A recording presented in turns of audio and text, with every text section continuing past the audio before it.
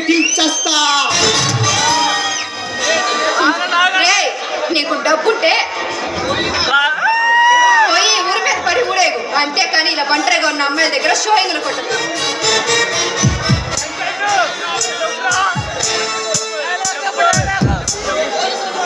పోలీసులకు ఫోన్ చేస్తావా? ఈ వీరంగా పేరు ఉంటే ప్యాంట్లు తరపున పరారులో ఉంటారే, అలాంటి నన్నేం చేస్తారు?